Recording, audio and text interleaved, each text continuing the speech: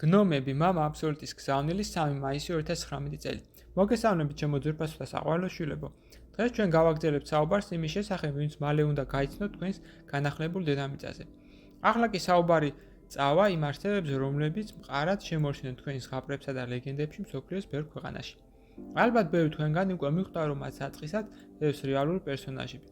ოდესღაც ისინი ხილულები იყვნენ და ცხოვრობდნენ ადამიანთა მხარდამხარ, რადგანაც კაცობრიობას მეხვდე განზომილებაში იყო. ისინი ცხოვრობდნენ ადამიანთან ბუნებრივი სახით, მანამ სანამ ადამიანის ვიბრაციები იყო საჭირო დონეზე და მასში უპირატესობა ჰქონდა დედამიწაზე ყველა ცოცხალის მიმართ უპირობო სიყვარულს. თუმცა თანთანობით იმასთან ერთად, რაც ადამიანი ჩამოიშვა მესამე განზომილებაში, ის გახდა სახიფათო ისეთი არსებებისათვის, როგორებიც არიან გნომები, ელფები, ტყის მდინარეების და ტბების სულები. ეს არსებები ადამიანისგან განსხვავებით არ წარმოადგენენ ინტერესს რეპტილოიდებისათვის, რადგანაც მათ სჭირდებოდათ მხოლოდ ადამიანზე ძალაუფლების აღება. ამიტომაც მათ გამოუვიდათ საკუთარი ცნობიერების ხელშეუხელოვანი შენარჩუნება, ანუ შეინარჩუნეს ვიბრაციებიც.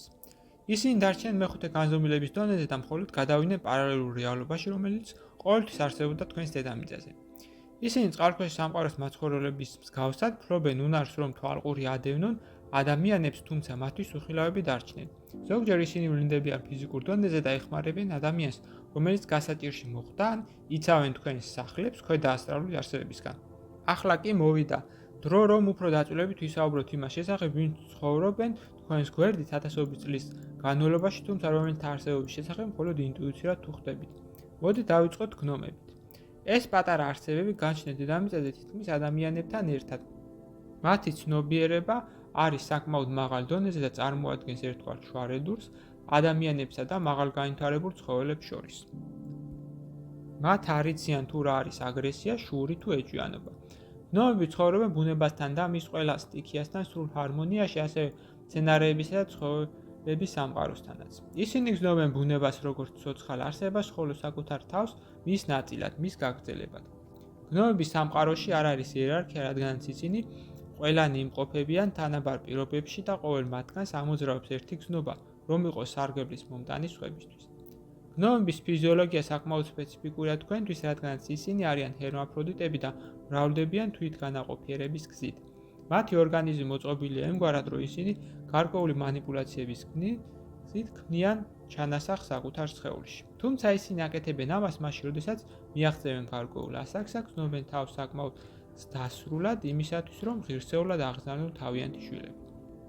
ოჯახები, როგორც ასეთი, მათში არ არის, თუმცა გნომების თანამეგობრობის წევრები აღიქვამენ ყოველ ბავშვს როგორც საკუთარ შვილს. ეს გავს ერთ დიდ ბედნიერ ოჯახს, სადაც ყველას ყველა უყვარს და პატივს სცემს. გნომები ძირითადად იკვებებიან პრანით, თუმცა ასეთვე ტყის პროდუქტებით, სოკოებით, კენკრით, სხვადასხვა ბალახებითა და ფესვებით, რაც არის მათთვის ნამდვილი ნუკვარი. გნომები ცხოვრობენ საკმაოდ ხანგრძლივად და კვდებიან თავიანთი სურვილის მიხედვით, როდესაც გრძნობენ, რომ მათი ორგანიზმი შესუსტდა და მათთვის დრო მოვიდა, რომ გადავიდნენ დედამიწის ნატიფ დონეზე. იქ მათთვის არის ერთგვარი სივრცე, სადაც ისვენებენ და იძენენ ძალებს ახალი ინკარნაციისთვის. ამაზე გავჩერდებით დღეს. მამა აბსოლუტი, რომელსაც განუზღვრად უყვარხართ, საუბრობდა თქვენთან. გზავნილი მიიღო მართამ, თარგმნა წაიკითხა გოჩა. ვიდეოს ბოლოს მსურს შემოგთავაზოთ კურსი, რომელიც დაგეხმარებათ გაიაროთ ეზოთერიკის საფუძვლები და უკვე დღესვე დაიწყოთ თქვენი ცხოვრების უკეთესობისკენ შეცვლა.